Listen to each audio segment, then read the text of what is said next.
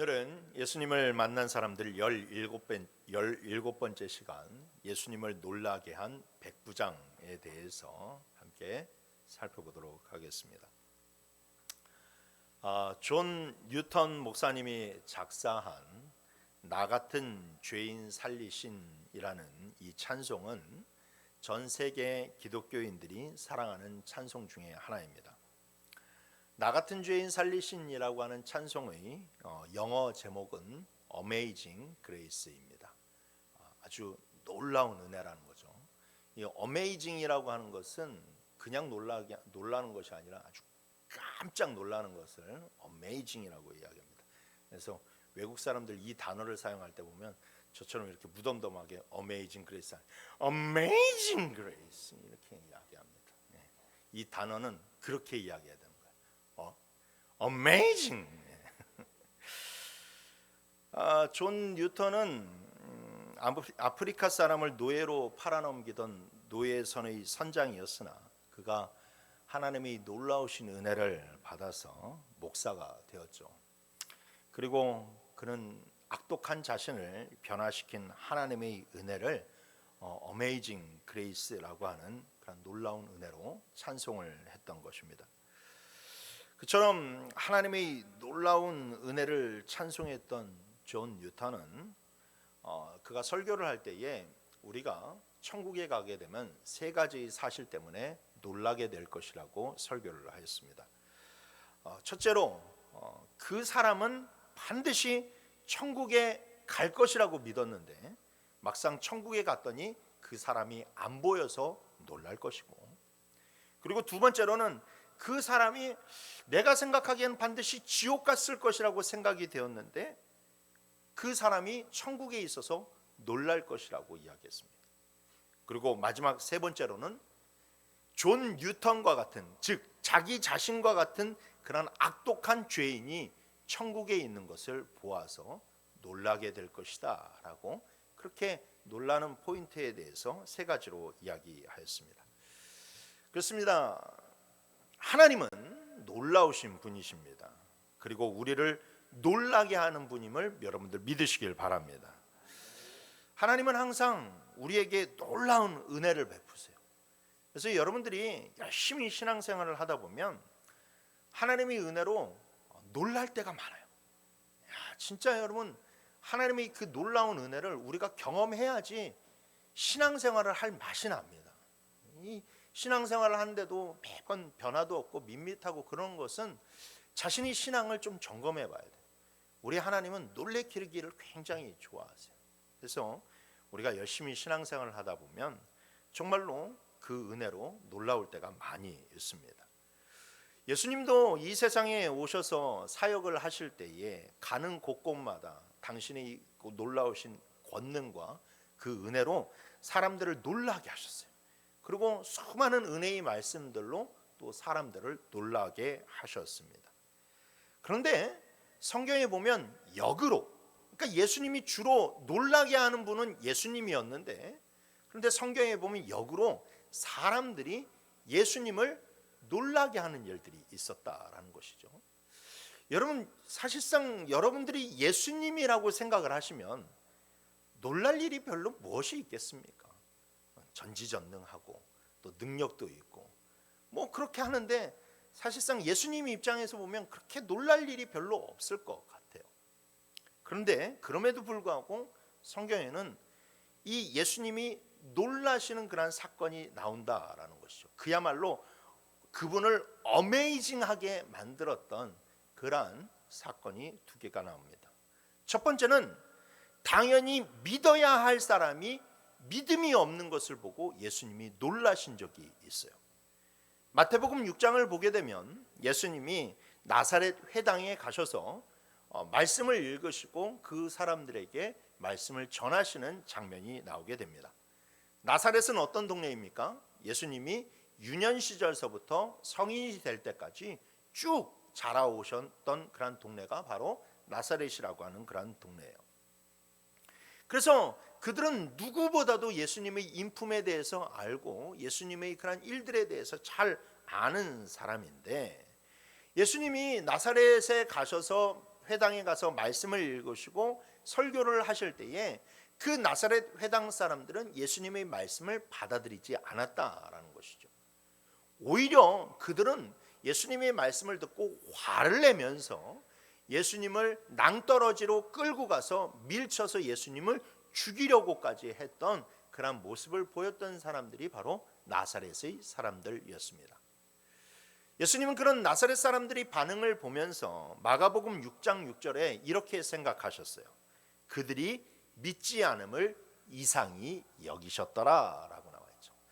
여기에서 이 이상이라고 번역된 이 말이 헬라어에는 깜짝 놀라다라고 하는 원뜻을 가지고 있어요. 깜짝 놀라다. 그러니까 여기에서 이상히 여기셨더라라고 하는 이 말의 본래 번역은 뭐냐면 이상할 정도로 예수님께서 깜짝 놀라셨다라는 이 말이 바로 이 이상히 여기셨다라의 본래 번역이라고 할 수 있다라는 것이죠. 누구보다도 그들이 예수님의 말씀을 잘 받아들이고 잘 믿을 줄 알았는데 그들에게 믿음이 없음을 보시고 예수님이 깜짝 놀라셨다라는 겁니다. 두 번째로 예수님이 놀라셨던 사건은 바로 오늘 본문에 등장하는 백부장을 만나셨을 때입니다. 이때는 첫 번째와는 다르게 당연히 그 사람에게 믿음이 없을 줄 알았는데 그에게 믿음이 있는 것을 보고 깜짝 놀라셨다라는 것이죠. 백부장은 유대인이 아니었습니다. 그렇다고 가난한 사람도 아니었습니다. 아무 아쉬울 것이 없는 그런 로마의 백부장이 바로 이 본문에 등장하는 백부장입니다. 여러분들이 전도하시다 보면 정말로 남부러울 것이 없는 사람을 전도하기가 가장 힘이 듭니다. 사실 뭐 조금 삶의 문제도 있고 결핍도 있고 어려움도 있으면 그 일을 예수께로 인도하기가 참 그래도 나름대로 복음의 문이 활짝 열릴 텐데 뭐 돈도 많아, 자식들도 잘 돼, 그 다음에 건강해, 뭐 모든 것이 잘 되는 그런 사람에게는 이 복음을 전하기가 참 힘든 것을 여러분들 다 경험하실 거예요. 때문에 로마의 그런 백부장에게는 이 정말로 믿음이 있기가 참으로 힘든 그런 위치에 있었는데 막상 그가 예수님에게 보인 그 믿음의 고백들을 보게 되면 보통 믿음이 아니어서 예수님은 깜짝 놀라셨다라는 것이죠. 그래서 오늘 보면 결론적인 이 9절 말씀에 보게 되면 예수께서 들으시고 그를 놀랍게 여겨 돌이키사 따르는 무리에게 이르시되 내가 너희에게 이르노니 이스라엘 중에서도 이만한 믿음을 만나보지 못하였노라. 아멘. 예수님이요 놀라다 못해 모든 사람들 앞에서 이 사람의 믿음을 놓고 칭찬을 하셨어요. 그런데 그 칭찬이라는 것이 야 내가 눈 씻고 찾아와도 이런 믿음은 찾아보지 못했다라고 칭찬을 하셨으니 여러분 이 사람의 그런 믿음이 얼마나 대단한 믿음입니까? 그렇습니다. 여러분 우리에게 있어서 우리 성도에게 있어서 믿음만큼 중요한 것은 없는 줄 믿습니다. 믿음이 가장 중요하죠. 왜냐? 성도는 믿음으로 고침을 받고 믿음으로 은혜를 받고 믿음으로 구원을 받기 때문에 그렇습니다. 그래서 여러분 우리에게는 반드시 믿음이 있어야만 합니다. 그런데 여러분 그 믿음은 그냥 간신히 구원받는 믿음에 그쳐서는 안 된다라는 거예요. 제가 언젠가도 한번 말씀을 드렸지만 나는 그냥 천국만 가는 그런 믿음만 있었으면 좋겠어 라고 생각하시는 분들이 있다면 그거는 믿음이 아니에요. 그건 믿음이 아닙니다. 믿음의 특성은 그렇지가 않아요. 믿음의 특성은 언제나 간절하게 사모하는 것이 바로 믿음이지 그냥 나는 이렇게 믿다가 그냥 천국만 가면 됐지 라고 하는 것은 절대 믿음이 아니라는 겁니다. 그래서 우리들에게 반드시 믿음이 있어야만 되는데 그 믿음이 주님께서 놀랍게 여기시는 그런 믿음이 되어야 되지 않겠습니까? 주님께서 기뻐하시고 주님께서 남들에게 자랑하실 만큼의 그런 믿음이 되어야 되지 않을까요? 그래서 오늘 우리는 그 예수님을 놀라게 한 믿음, 예수님이 사람들 앞에서 자랑한 그 믿음이 어떤 믿음인지를 좀 살펴보고 우리 안에 있는 믿음을 점검해 보는 시간이 되기를 바랍니다. 자, 첫 번째로 백부장의 믿음은 무엇이 가득한 믿음이었다? 사랑이 가득한 믿음이었다. 백부장의 믿음은 사랑이 가득한 믿음이었다. 오늘 주인공 백부장이 예수님을 찾아오게 되는데, 그런데 그가 예수님을 찾은 이유가 자신의 노예 때문이라는 사실에 우리는 주목을 해야만 됩니다. 만일 여러분들이 이 1세기 당시의 사람들이었다면 이 백부장이 자신의 노예 때문에 예수님을 찾아온 사실만으로도 우리는 놀랄 수밖에 없다라는 것이죠. 신약시대 당시 로마 제국 전체의 인구 중에서 노예의 인구의 퍼센테이지는 30%였습니다. 30%. 어마어마한 그런 노예의 숫자가 있었어요. 로마가 전쟁을 해서 다른 나라를 정복하게 되면 특별히 이제 그냥 자연스럽게 항복을 한 나라들은 뭐 자유민도 주고 자치권도 주고 그랬지만, 그러나 끝까지 막 항전하고 끝까지 싸운 그런 나라들에 대해서는 대체적으로 그 정복된 그 나라의 국민들을 이 노예로 끌고 오는 경우가 굉장히 많이 있었습니다. 또한 남에게 돈을 꾸었다가 그 빚을 갚지 못할 때, 그리고 직장을 잃고 또 더 이상 일을 하지 못해서 굶주림에 시달리게 될 때에 사람들은 스스로 노예가 되는 길을 선택했습니다. 그래서 노예의 인구수가 굉장히 많이 있었습니다. 노예가 많다 보니 자연적으로 발생하는 그런 문제는 이 노예의 가격이 계속해서 떨어지게 되었다라는 거예요. 노예의 그런 가격이 굉장히 싸게 되었어요. 그래서 노예는 많고 그 노예가 이 모든 그런 이 제반적인 경제라든지 사회를 떠받드는 이 중심축이 되었습니다.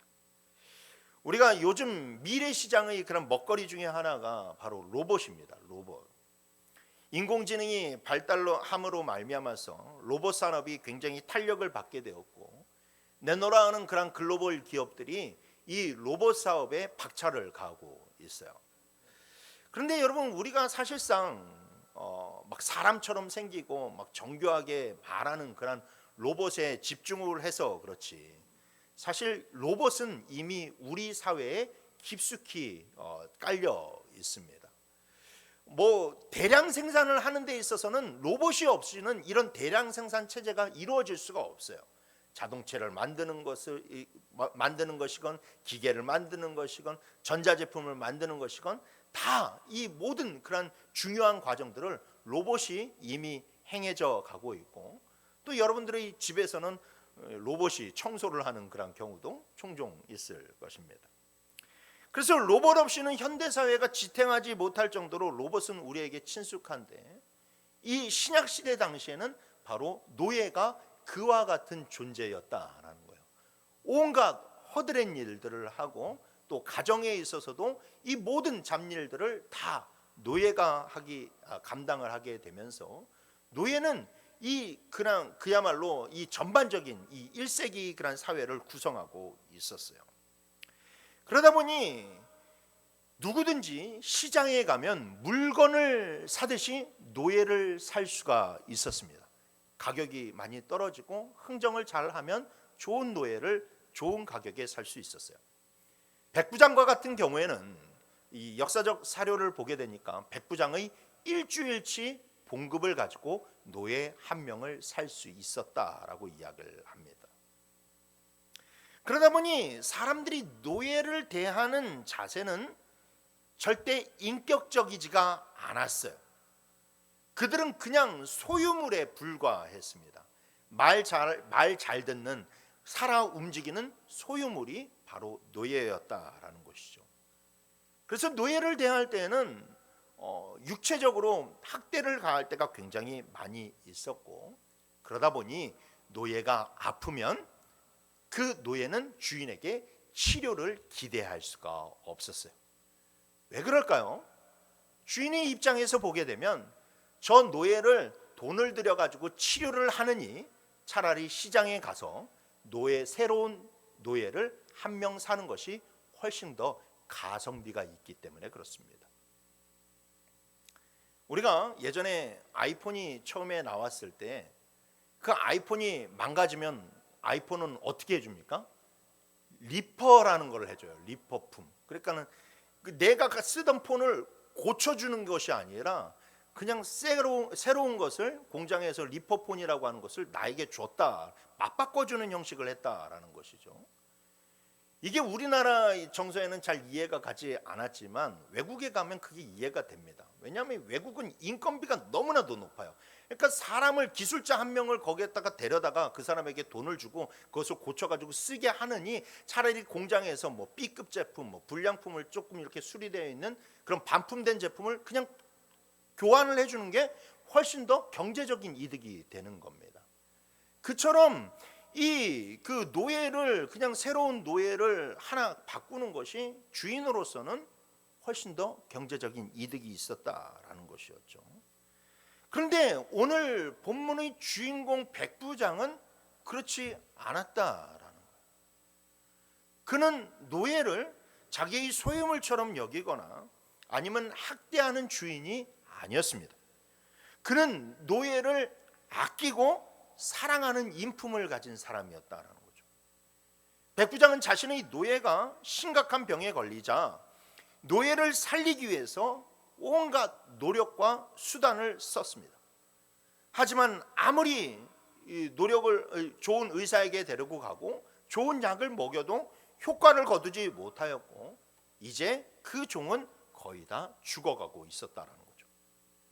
주인이 종을 위해서 그렇게까지 한 것만으로도 대단한 것인데, 그런데 더 대단한 것은 그렇게 정말로 생사를 오락가락하는 그 죽음의 문턱에 있어서 모든 사람들이 다 포기하고 손을 놓은 그때에도 이 주인은 그 종을 포기하지 않았다라는 겁니다. 그리고 그렇게 애타는 마음을 가지고 있었을 때에 예수님이 병자를 고치신다라고 하는 소문이 그의 귀에 들어오게 되었어요. 그렇습니다. 그가 종을 사랑하는 마음이 있었기 때문에 예수님에 대한 소식이 그의 귀에 들리게 되었다라는 것이죠. 절대 그가 사랑하는 마음, 아끼는 마음이 없었다면 그가 예수님의 소문을 들어도 그냥 무시했을 것인데, 예수님을 찾지 않았을 것인데, 종을 사랑하는 그 마음이 그를 예수님께로 이끌게 되었다라는 겁니다. 혹자는 이 종을 가리켜서 그 종이 예쁘게 생긴 여성이고, 그리고 백부장이 그 종을 이성적으로 사랑하였기 때문에 이렇게 살리려고 노력을 했다라고 그렇게 얼토당토한 해석을 하기도 하는데, 여러분 그렇지가 않습니다. 이 백부장은 타인을 긍휼히 여기는 그런 마음을 가지고 있었어요. 본문을 보게 되면 유대인들이 백부장의 종을 치료해달라고 예수님께 나오게 됩니다. 그런데 이 유대인들이 강요에 의해서 나온 것이 아니라 그들의 말을 들어보면 정말로 이 백부장을 위해서 뭔가를 해주고 싶은데, 그래서 자기네들이 그 해주고 싶은 마음을, 간절한 마음을 가지고 이 예수님께 백부장을 위해서 간청을 드리고 있다라는 것이죠. 사실상 그 유대인들 스스로도 백부장을 위해서가 아니라 백부장의 종을 위해서 자기네들이 그렇게 예수님께 빌고 있고 예수님께 사정을 한다는 그 모습이 자기들이 생각했을 때도 좀 우스웠을 거예요. 백부장이었으면 그렇지 않았을 텐데, 백부장의 종을 위해서 자기네들이 그렇게 빌고 있으니까. 그럼에도 불구하고 그들이 그렇게 적극적으로 나서고 있는 것은 그들 자신들도 그 백부장의 사랑을 힘입었기 때문에 그렇습니다.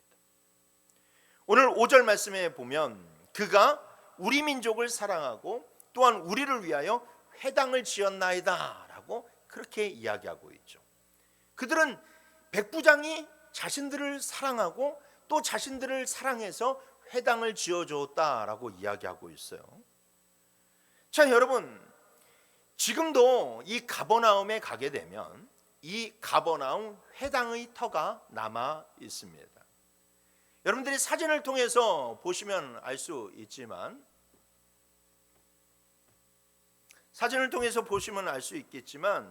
이 회당이, 이게 가버나움에 있는 이 유대인의 회당입니다. 그냥 움막이 아니라, 그리고 그냥 조그만 가정집 수준이 아니라 좋은 돌을 가져다가 아주 크게 지은 회당이에요. 그리고 지금 저게 폐허가 되어 있어서 그렇지 2층으로 구성되어 있는 아주 커다란 그런 회당입니다.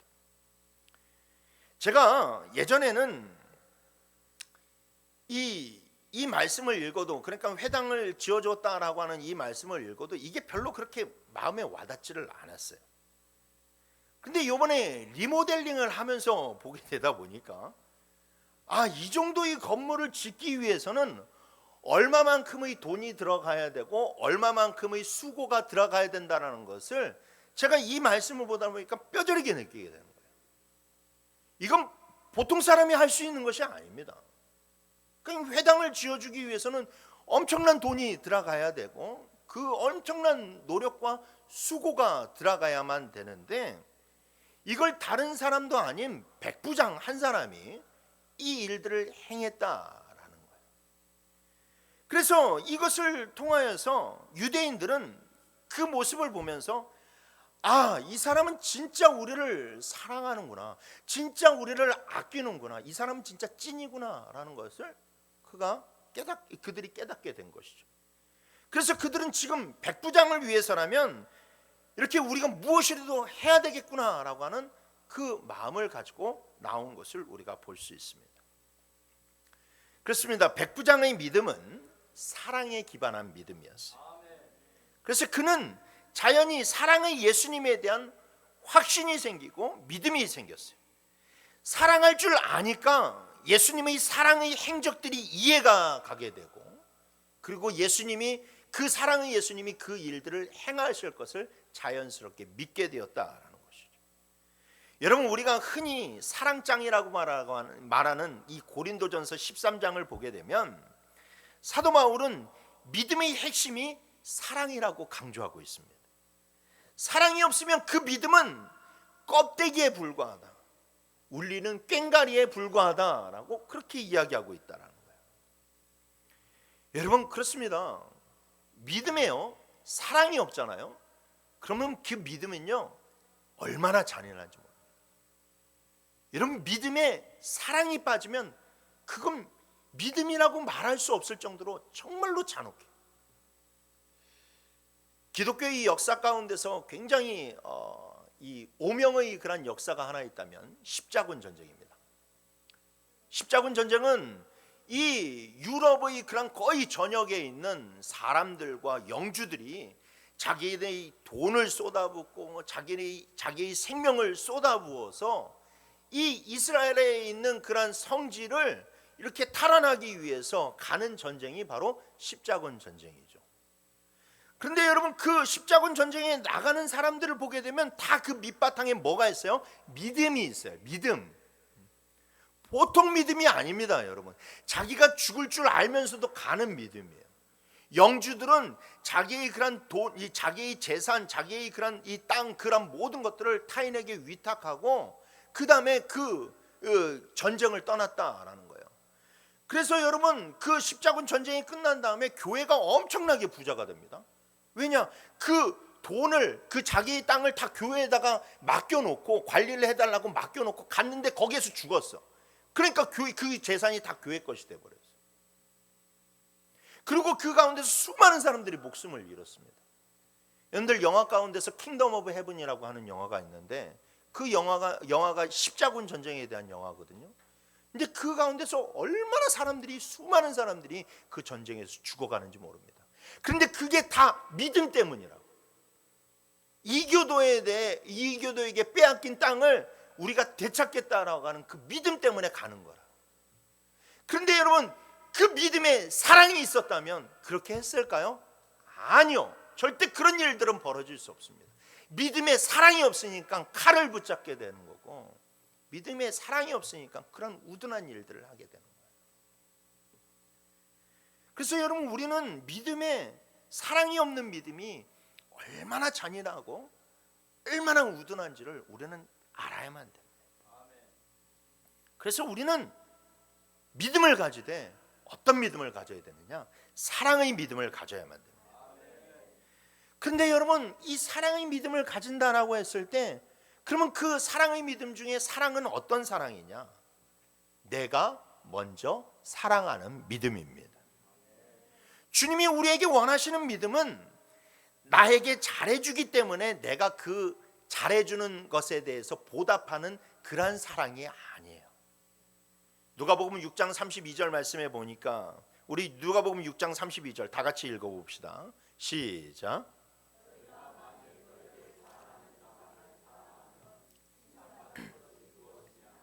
죄인들도 사랑하는 자는 사랑하느니라. 아멘. 예수님은 먼저 사랑하라고 하셨고, 사랑할 수 없는 사람도 사랑하라고 하셨습니다. 그리고 그 사랑의 영역을 어디에게까지? 원수에게까지 넓혀가라고 말씀하셨다라는 거예요. 여러분, 백부장에게 있어서, 백부장의 입장에서 종은 사랑의 대상이 아닙니다. 백부장에게 있어서 유대인은 사랑의 대상이 될 수가 없어요. 왜냐? 유대인들은 로마인들을 너무나도 미워했기 때문에 그래요. 여러분, 우리가 지금 그 반일 감정을 가지고 있는 것이 왜 그렇게 비롯되었습니까?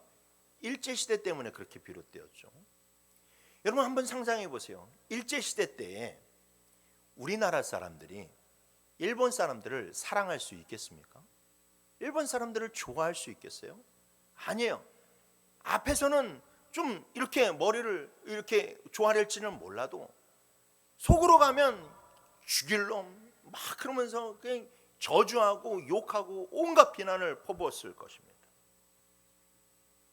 그게 바로 1세기 당시에 이스라엘 유대인들이 백부장을 바라보는 시각이었어요.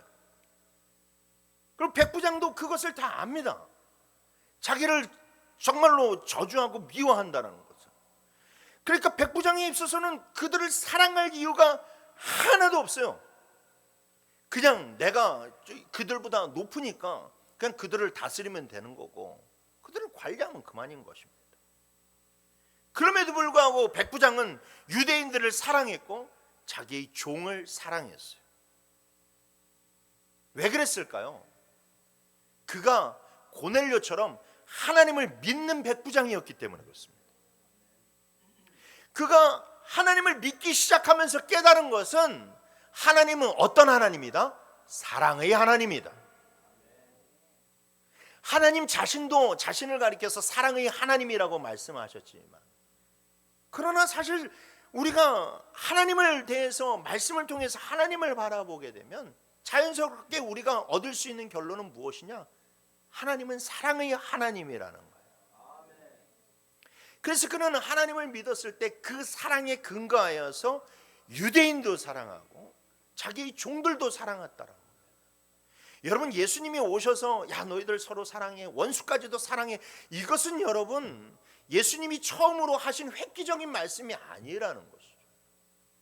사실 구약에 나와 있는 이야기들이 온통 그런 이야기들이고, 그 육신을 입고 오신 하나님이 똑같은 이야기를 하시는 거예요. 사람들이 그것을 깨닫지 못하니까 그것을 자꾸만 가르쳐 주시는 것이고. 그런데 이 로마 백부장은 하나님을 믿기 시작하면서 그 하나님의 그런 핵심에 대해서, 그러니까 이스라엘 백성들은 맨 율법의 틀에서만 하나님을 자꾸 이해하니까 그것을 깨닫지 못하는데, 그는 선입견이 없는 이방인의 그런 시각에서 하나님을 만나게 되다 보니 하나님은 사랑이시구나. 그래서 그 사랑을 가지고 종도 사랑하고 유대인들도 사랑하고 자기를 미워하는 자들도 사랑했다라는 거예요. 그렇습니다, 여러분. 우리가 믿음 생활을 해 나아갈 때에 크리스천의 신앙으로 하는 모든 일들은 하나님의 사랑이 아니고서는 절대 설명할 수 없는 일임을 여러분들 기억하시길 바랍니다. 세상 사람들은 하나님의 그 놀라운 사랑을 경험하지 못했기 때문에 그런 사랑을 행할 수가 없지만, 성도는 이미 십자가라고 하는 놀라운 사랑을 경험했기 때문에 그 놀라운 사랑을 실천하면서 살아갈 수 있어야만 된다라는 거예요. 그리고 여러분, 우리가 사랑을 가진 믿음으로 행할 때에 여러분 거기에서 역사가 나타나고 거기에서 기적이 나타남을 여러분들이 기억하시길 바랍니다. 여러분, 성경에서 나타나는 이 기적의 모든, 이 기적적인 사건의 모든 밑바탕에는요, 사랑이 깔려 있어요. 하나님이 이스라엘 백성들을 사랑하셨기 때문에 놀라운 기적을 베푸셨고, 예수님이 사람들을 사랑하셨기 때문에 기적을 일으키셨다는 거예요. 사랑이 없이는 기적이 일어나지를 않았어요. 일어나지 않았어요. 심지어 사도들도 사랑을 베풀어, 이 사랑의 마음을 품었을 때 기적이 일어나게 되었다는 것이죠. 예수님은요, 자기 자신을 위해서 기적을 한 번도 행하시지 않으셨어요. 오로지 누군가를 사랑하는 마음을 품으셨을 때, 그를 긍휼히 여기는 마음을 품으셨을 때 기적이 일어났다는 것이죠. 오늘날 우리 기독교 안에서 자꾸만 기적이 사라지고 있고 놀라운 일들이 자꾸만 사그러들고 있는 이유는 무엇입니까? 우리 안에 자꾸만 사랑이 메말라가기 때문에 그래요. 사랑에 기초한 신앙생활을 해야 되는데, 사랑에 기초한 믿음을 가지고 있어야만 되는데, 사랑은 온데간데 없고 믿음이 형식적이고 율법적으로 되어가게 되니까 자꾸만 기적이 사라지게 되고, 사랑으로 기도하지 않으니까 응답이 적어지고 있다는 거예요. 여러분, 사랑이 없는 곳에는 열매가 나타나지 않습니다. 그런데 여러분, 사랑으로 기도하고 사랑으로 하나 돼 보세요. 여러분들 목장 가운데서도 사랑의 그런 믿음으로 서로 섬기고 사랑의 믿음으로 기도해 보십시오. 여러분, 반드시 기적이 일어납니다. 기도의 응답이 일어납니다. 그런데 여러분, 사랑이 없이 그냥 덤덤하게 시간 됐으니까 일주일에 한 번 모여서 예배드리고 끝. 여러분, 이런 목장에는요, 여러분 얼마나 무미건조한지 몰라요. 그러니 여러분, 사랑의 믿음을 소유하시길 바랍니다. 말과 혀로만 사랑한다 하지 마시고 진짜 사랑하는 믿음을 가지시길 바랍니다. 사랑으로 모이고 사랑으로 연합하여서 정말로 주님이 주시는 그 놀라운 기적의 은혜를 경험하는 우리 모두가 되기를 주님의 이름으로 축원합니다. 두 번째로, 백부장의 믿음은 자신의 죄인됨을 아는 믿음이었음을 기억하시길 바랍니다. 자기의 죄인됨을 아는 믿음이었다. 자, 가버나움은 갈릴리 북쪽에 있는 중심 마을이었어요. 중요한 길들이 무역로가 지나가게 되고 또 세금을 많이 거둘 수 있는 곳이었기 때문에 로마는 이런 중요한 곳에 이 백인대를 설치했습니다. 100명으로 구성된 군대, 백인대를 설치했고 그 백인의 군대를 이끄는 사람이 바로 백부장입니다. 그래서 이 백부장은 사실상 이 가버나움 지역의 최고의 통치자라고 말할 수 있다는 거예요. 로마의 군대는 역사상 최고의 군대라고 하는 평가를 받고 있습니다. 그런데 그 놀라운 평가를 받는 데에는 용맹한 백부장이 있었기 때문에 그래요. 백인대를 이끄는 백부장은 로마 군대의 그야말로 꽃이라고 이야기할 수 있어요. 로마의 백부장이 되기 위해서는 보통 군대에서 복무한 경험이 15년 이상이 되었을 때에 될 수 있는 자리가 바로 백부장이었습니다. 15년 동안 그 군대에 복무해야 되는 거예요. 근데 여러분, 이 15년이라는 기간이 정말로 어마어마한 것은 무엇이냐? 우리 박건호 형제가 이제 내일 군대가 들어가게, 이제 입대하게 되겠지만, 우리 박건호 형제가 제대할 때까지 뭐 한번 전쟁이 일어나겠어요? 건호야, 일어나겠니? 안 일어나지, 그렇지? 안 일어날 거야. 그렇게 믿어야지. 그렇단 말이에요. 그런데 이 당시의 군대는 그게 아니잖아요. 로마는 매번 쳐들어갔어요. 매번 쳐들어가고 그 정말로 사투를 벌이는 전쟁을 했습니다. 그리고 당시의 군대는 이 백부장이 어떻게 하느냐? 백부장이 칼을 들고 먼저 용맹하게 적군을 쳐들어갑니다. 그러면 뒤에 있는 그 군대들이 같이 와 하고 따라가요. 그러니까 이 백부장이라고 하는 사람은 15년 동안 그 피비린내 나는 그런 전장에서 앞장 나가서 칼을 휘두르고 거기에서 살아남은 사람이에요. 수없는 전쟁을 일으키면서 살아남은 사람이라는 말이에요. 그러니까 여러분, 그 사람이 두려움이 있겠어요? 아니요, 두려움이 없어요. 사람을 만나는 데 있어서 두려움이 없어요.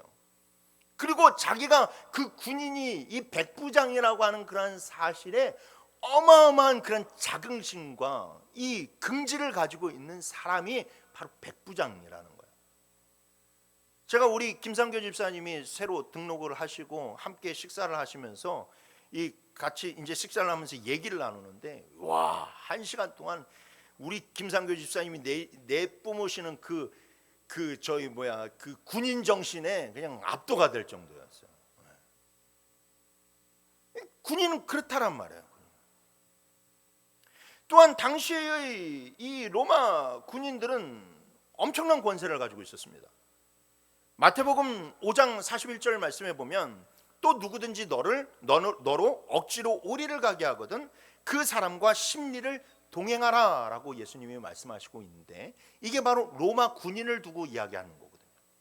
당시 로마 군인은 일반 병사라 할지라도 자기가 무거운 짐을 가지고 가다가 너무나도 이게 무겁고 힘들면은 옆에 있는 일반 사람을 데리고 와서, 야, 너 이거 들고 오리를 나를 따라와 라고 그렇게 명령을 내릴 수 있는 권한이 로마의 일반 병사에게 있었어요. 그런데 그런 병사들을 100명이나 이끌고 있는 이 백부장, 그리고 온갖 전쟁에서 정말로 산전수전 다 겪고 살아남은 이 백부장, 여러분, 그러니까 그 백부장이라고 하는 사람이 어떤 캐릭터일지를 여러분들 한번 상상해 보시길 바랍니다. 그야말로 누구든지 그가 오라 하면 와야 되고 그가 가라 하면 가야 되는 거예요. 그런데 오늘 본문을 보면 이 백부장이 예수님에 대한 소식을 들었을 때 예수님을 오라고 이야기하지 않습니다. 그리고 유대인들이 대신해서 예수님을 찾아가게 됩니다. 같은 사건을 기록해 놓고 있는 마태복음을 보게 되면 유대인들이 기록되지 않아서 백부장이 직접 예수님을 찾아간 것처럼 보이지만, 그거는 유대인들을 생략해서 그런 것이고, 실제로는 백부장이 직접 가지 않고 유대인들이 대신 가게 되는 것을 볼 수 있어요. 근데 그게 유대인들이 백부장이 유대인들을 시켜서 그렇게 가게 된 거냐? 그게 아니라는 거죠. 또한 예수님이 자신이 집으로 온다고 했을 때에 그는 한사코 예수님을 말렸어요. 예수님 올 필요 없습니다. 오지 마십시오. 절대 오지 마십시오라고 그렇게 예수님이 자기의 집안에 문턱조차도 밟는 것들을 허용하지 않았다는 거예요. 왜일까요? 왜 그는 자기가 직접 가서 예수님을 만나 뵙지 않고 또 왜 자기가 예수님이 자기의 집에 오는 것을 막았을까요? 바로 자기가 죄인이라는 것을 알았기 때문에 그래요. 자기가 죄인이라는 것을 알았기 때문에. 여러분, 오늘 6절 7절 말씀을 보십시오. 예수께서 함께 가실새 이에 그 집이 멀지 아니하여 백부장이 벗들을 보내어 이르되, 주여 수고하시지 마옵소서. 내 집에 들어오심을 나는 감당하지 못하겠나이다. 그러므로 내가 주께 나아가기도 감당하지 못할 줄을 알았나이다 라고요. 자기가 직접 가지 않은 이유도, 예수님이 자기의 집에 오시지 말라고 하는 이유도 다 똑같은 이유였는데, 그것은 바로 무엇이냐? 자기가 죄인임을 깨달아 알았기 때문에. 여러분, 이 반응은 자신이 죄인됨을 알아차리는 자에게서 나오는 자연스러운 반응이에요. 베드로가 예수님을 만나고 베드로가 예수님의 기적을 통해서 자기가 죄인이라는 것을 깨달았게 되었을 때 베드로가 예수님에게 뭐라고 얘기했습니까? 주여 나를 떠나소서, 나는 죄인이로소이다 라고 얘기합니다. 자기의 죄인을 깨닫는 그런 사람은 거룩하신 하나님 앞에서, 거룩하신 예수님 앞에서 당연히 보일 자세가 바로 이렇게 낮아지고 겸손한 자세라는 것이죠. 그렇습니다. 여러분, 백부장의 믿음이 훌륭했던 이유는 그가 자기의 죄인됨을 잊지 않고, 그리고 누구보다도 자기의 죄인됨을 잘 알았기 때문입니다. 성경은 그래서 우리에게 늘 무엇을 강조하고 있습니까? 겸손을 강조하고 있어요. 겸손하라. 사실 성경이 우리에게 그렇게 강요할 정도로 겸손을 강조하고 있는 이유가 무엇이냐? 우리가 죄인이기 때문에 그래요. 우리가 죄인이기 때문에.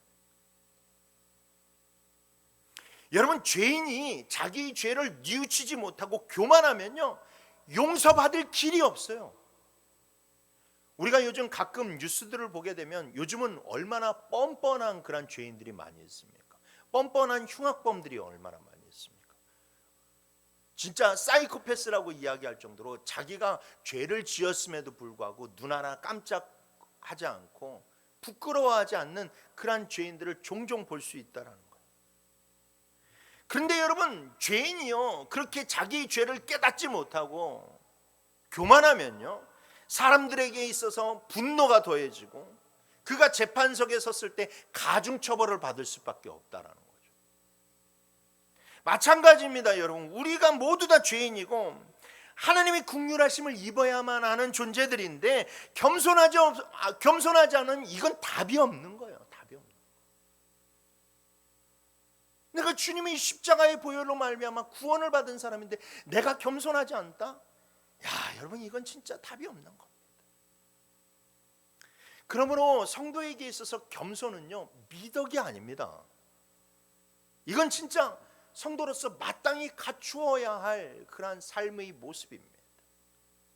그가 사회에서 어떤 위치에 있건, 그가 사회에서 어떤 권세를 가지고 있건 예수 앞에 나오면 모두 다 죄인이기 때문에 반드시 그 십자가의 그런 은혜 앞에서는 모두가 다 겸손해야만 된다는 것이죠.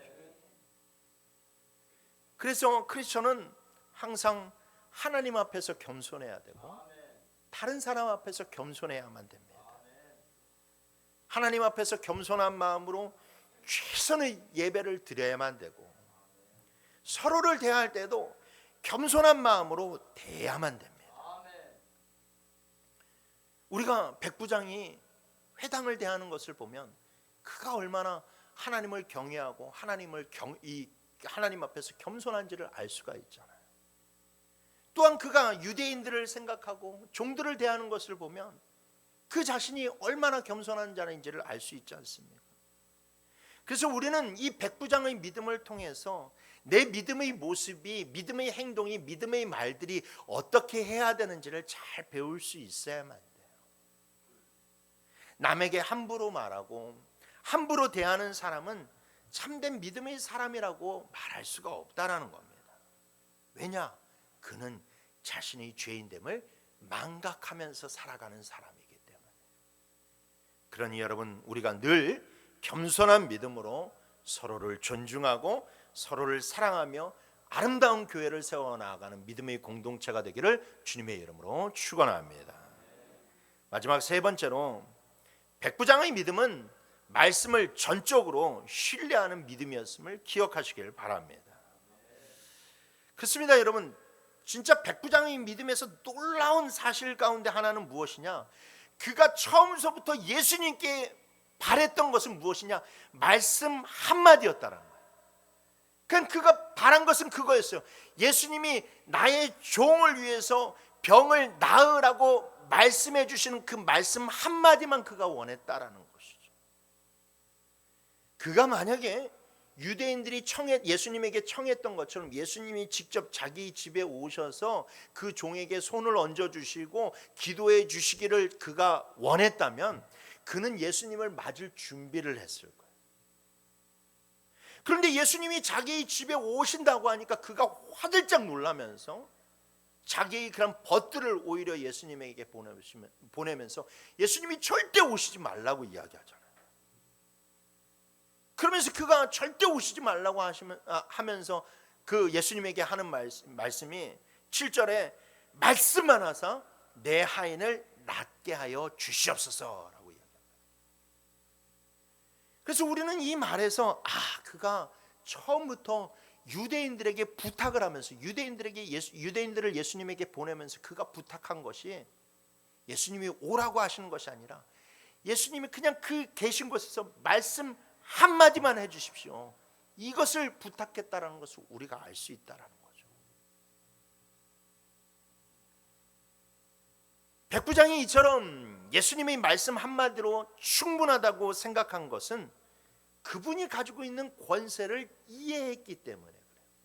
그분이 가지고 있는 권세를 진짜 믿었기 때문에 그래요. 로마의 백부장이었던 그는 이 말의 권세가 얼마나 대단한지를 잘 알고 있었습니다. 로마에서 벌어진 모든 일들은 황제의 말 한마디로 이루어졌어요. 황제가 말 한마디로 저기에다가 도시를 세워 라고 하면 도시가 뚝딱뚝딱 만들어졌고, 저 나라를 쳐들어가 라고 이야기하면 아무리 사나운 그런 적군이 있어도 백부장과 같은 그런 자신은 그냥 칼을 들고 그 안으로 뛰쳐들어야만 되는 거예요. 죽어도 거기에 들어가서 싸워야만 되는 거예요. 그게 바로 로마 황제가 가지고 있는 말의 권세였어요. 말의 권세. 그런데 이 로마 백부장은 그 말의 권세를 예수님에게도 적용하면서 예수님이 말씀 한마디만 하시면은 자기 하인이 나을 것을 믿었다라는 거예요. 이게 무슨 뜻입니까? 예수님이 가진 권세는 자기가 섬기는 로마 황제의 권세보다도 훨씬 더 크다라는 거예요. 왜? 자기가 섬기는 로마 황제는 그런 권세가 없거든.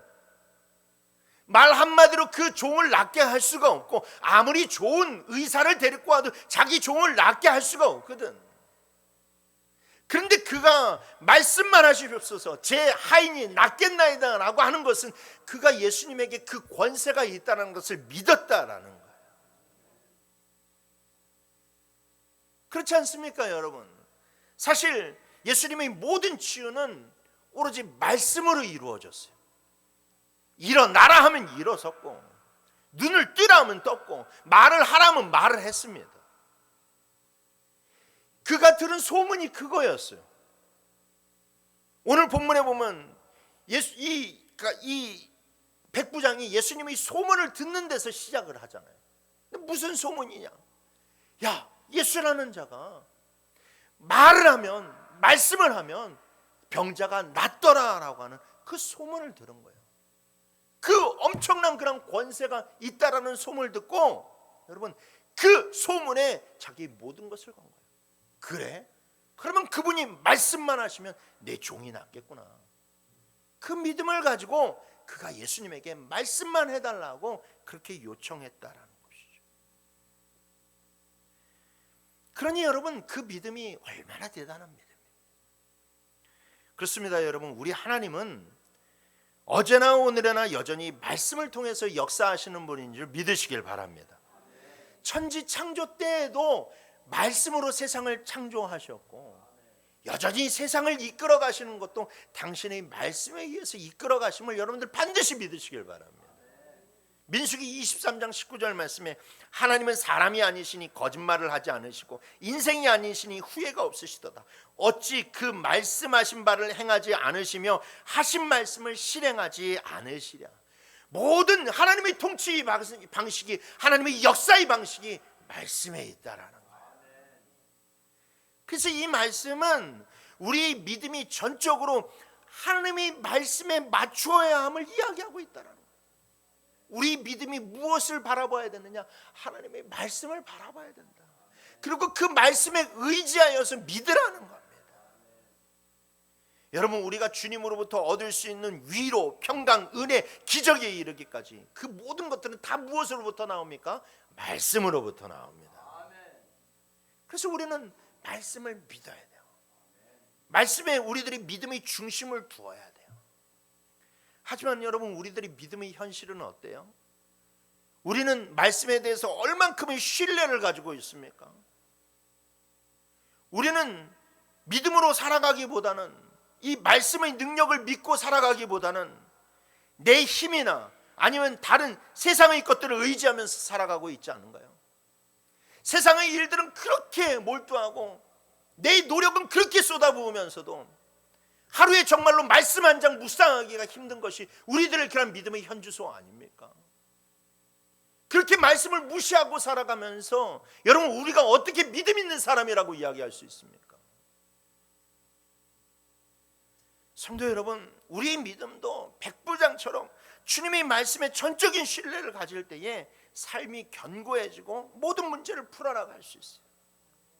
그러니 여러분, 말씀 안에서 하나님을 만나시고 말씀 안에서 위로를 얻으시길 바랍니다.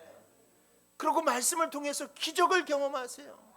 그리고 말씀을 통해서 놀라운 하나님의 은혜를 경험하시길 바랍니다. 말씀을 마치겠습니다. 여러분, 백부장은요, 실로 힘과 능력을 가지고 있는 사람이었지만 그는 그것을 남용하는 사람도 아니었고, 그리고 그것을 전적으로 의지하는 사람도 아니었습니다.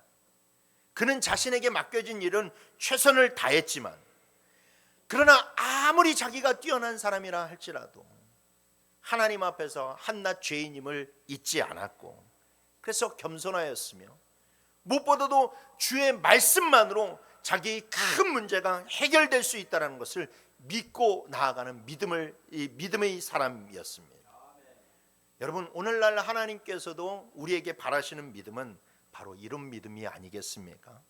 우리도 이런 믿음을 소유하면서 주님께 나아가기를 주님의 이름으로 축원합니다.